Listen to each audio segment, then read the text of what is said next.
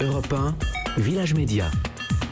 Philippe Vandel. En compagnie d'Hugo Clément et de Sophie Davant. Sophie, vous présentez l'émission Affaires conclues. C'est sous-titré Tout le monde a quelque chose à vendre. Je l'ai dit, vous avez triplé les audiences. Vous aviez démarré à 6% de part d'audience. Vous avez fait un record historique à 16,1 en janvier dernier. Mais en téléspectateurs, le score est encore plus frappant. Vous avez démarré à 392 000 à la rentrée. Vous dépassez désormais les 1,2 million. Il faut dire que la chaîne diffuse 2 épisodes successifs. Et ce soir, l'émission a les honneurs du prime time. Vous testez Affaires conclues. Vous n'êtes pas en studio, mais au château de Méridon, dans la vallée de Chevreuse. Qu'est-ce qu'on va voir ? Alors, effectivement, on sort des studios, un cadre un peu plus prestigieux, des objets plus onéreux, 2 personnalités qui vont vendre des objets qui ont un lien affectif, dont le produit de la vente sera distribué à une association, des gens de la région qui viennent faire expertiser des objets qu'on voit dans le décor avec les commissaires-priseurs, dans le jardin. C'est assez champêtre, assez festif et je crois sympathique, je l'espère en tout cas. C'est une émission de brocante, mais il y a des codes, des passages obligés. Quelque chose m'a frappé, il y a des candidats, des experts, il y a un sésame pour se présenter en salle des ventes, exactement comme il y a un sésame dans la Nouvelle Star pour aller faire les auditions à Paris, puis c'est pas fini, en coulisses, les proches des vendeurs assistent à la vente en votre compagnie. Alors ça, c'est une nouveauté. Je vais aller au bout de ma phrase, comme dans The Voice, où on voit les familles qui regardent la prestation de la jeune fille ou du jeune homme qui chante en compagnie de Nikos. Ça vous a pas échappé ? Non, ça m'a pas échappé, mais l'idée c'est effectivement de... Moi, je piaffe un peu d'impatience pendant ces enchères dans la quotidienne parce que je suis pas là, j'ai pas le droit d'accompagner les gens, de les aider à vendre leurs objets. J'aurais voulu qu'on mette une caméra en régie pour montrer qu'on est tous accros, parce qu'il y a quand même un côté très addictif avec ces enchères, il y a un petit suspense. Et donc c'est vrai qu'on a eu envie pour le Prime de suivre les proches et de faire en sorte que je sois avec eux pendant la vente aux enchères. Alors effectivement, on voit ça dans The Voice. Vous en tirez quoi comme conclusion, qu'on copie ? Non, pas du tout. Que l'émission est très écrite et que c'est une mécanique extrêmement huilée et que le succès s'explique aussi par ça, oui, par ce professionnalisme. C'est un format de chez Warner et c'est pas n'importe quoi cette émission. Non, c'est pas n'importe quoi et c'est un dosage assez subtil. C'est un peu comme quand on fait une mayonnaise, il faut qu'il y ait tous les bons ingrédients à la bonne température. Et là, c'est pareil. Il y a un dosage. Les personnes qui regardent se disent, je vais pas perdre mon temps parce que je vais apprendre des choses puisque le commissaire-priseur resitue l'objet dans un contexte historique sociologique, ça c'est la première chose, on apprend des choses. Moi j'essaie de faire en sorte qu'on passe un bon moment, donc j'y mets un peu d'humeur, d'humour, de folie, de questions que le téléspectateur pourrait se poser, et j'essaie de faire un numéro différent avec chaque personne. Et puis après il y a ce côté suspense, les enchères, là il y a cette addiction, est-ce que l'objet va être vendu au prix de l'estimation ou pas.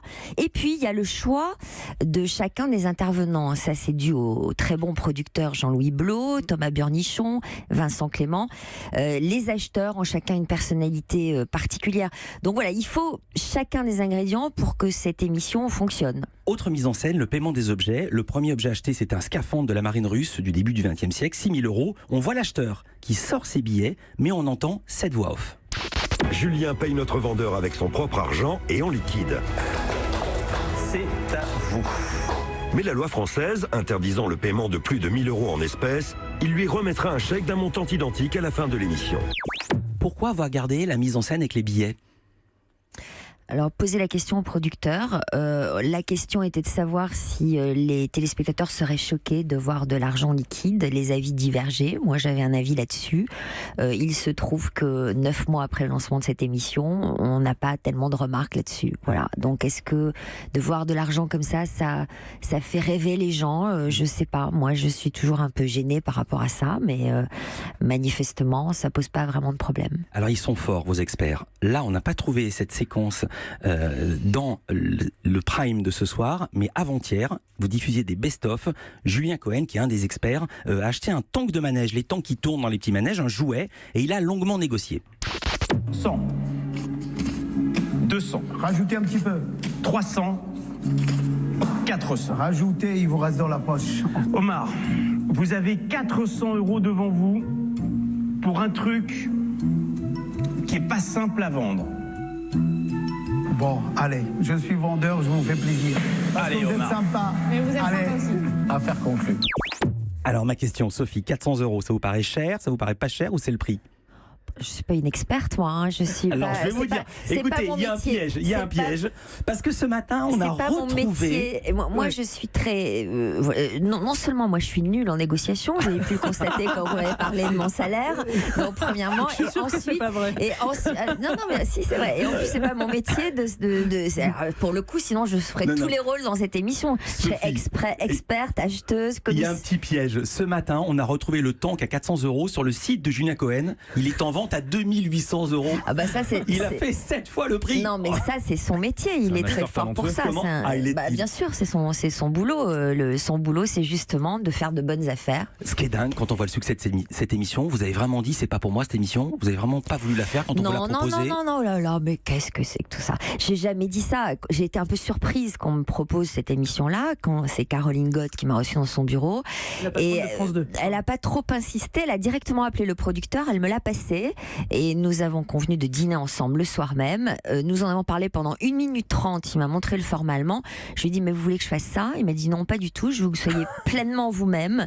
Mais je veux pas que tu fasses ça. Non, je parlais de l'animation. En Allemagne, le présentateur est un monsieur chauve et moustachu qui est formidable. Cette émission a un succès considérable depuis 6 ans, mais je me voyais pas l'animer d'une manière linéaire, didactique, etc. Mais c'est vrai, vous présentiez toute une histoire, et on a l'impression qu'avec vous, que Affaires conclues, c'est tous ces objets ont une histoire. Ben, c'est exactement ça. Et puis surtout, moi, ce qui me passionne, il y a deux choses qui me passionnent dans mon métier, c'est la curiosité. J'ai une curiosité absolument insatiable, et pour moi, ce n'est pas du tout un vilain défaut, mais c'est une grande qualité, premièrement. Et la deuxième chose, ce sont les rencontres humaines. Donc, avec 6 ans d'expérience de toute une histoire, j'ai appris à passer les gens au laser et à vite saisir le cœur de leur personnalité. Là, j'ai pas beaucoup de temps, mais il faut que, avec chaque personne, je fasse un numéro, donc que je saisisse ce qui va faire sa différence. Moi non plus, j'ai pas beaucoup de temps, je veux juste passer, vous continuez, c'est au programme. Je continue cet programme dont je suis devenue la productrice depuis 1 an avec voilà. Karine Abderrahim. Voilà. Lundi, votre chroniqueur Damien Thévenot s'intéressait à Benabar, qui était présent sur le plateau. Et alors Sophie, vous lui Je avez ris fait, d'avance que je sais ce qu'on va entendre. vous lui avez fait Pardon. comprendre qui c'est Raoul. On écoute. On voit en ce moment, Bruno, donc le making-of, le tournage du clip. Vous êtes aussi comédien, donc j'imagine que quand on s'appelle Benabar, on a envie que le clip soit super léché, soit super réussi. Qui a envie... Non, on a envie que ce soit nul. Non, mais je veux dire par là, Sophie, vous êtes taquine ce matin. Oui, je suis taquinée. D'ailleurs, je vais vous laisser poser votre question préférée. Attendez, j'ai pas après. fini ma précédente. Trop tard, il fallait le dire avant. On voit la productrice. Vous restez avec nous, Sophie Davant. Vous restez avec nous, Hugo Clément. On se retrouve après ça. Europe 1.